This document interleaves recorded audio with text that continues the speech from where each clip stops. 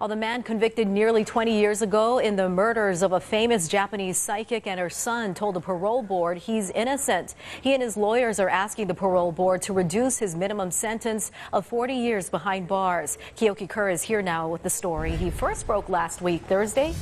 Keoki?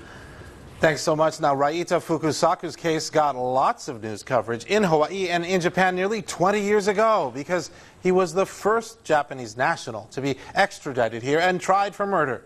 And today, he spoke to a parole board that's redetermining how much his minimum sentence should be.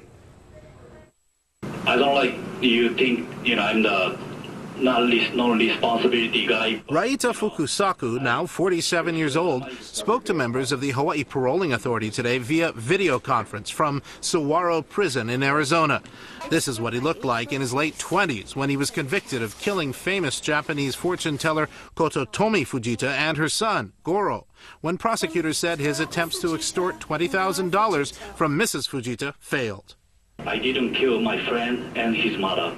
Fukusaku and his lawyers say he wasn't the murderer, but was coerced into helping cover up the killings because it was under pressure from Japanese underworld figures in the Yakuza. What I did is I didn't stop them and I couldn't save them.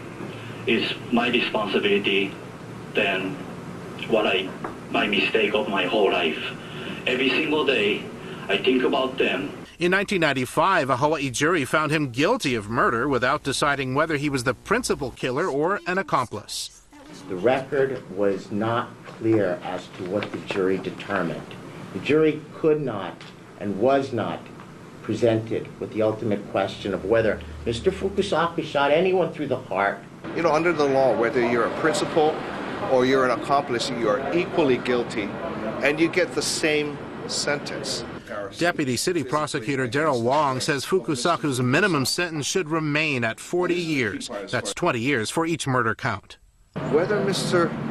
Fukusaku was the actual shooter or was just a party to it, the crime is still equally heinous, equally callous, and shows a disregard on his part. But his lawyers say he's been a model prisoner with no write-ups behind bars. And while most murder victims' families submit testimony for tough sentences, the brother of Tomi Fujita has written letter after letter asking for Fukusaku to be released.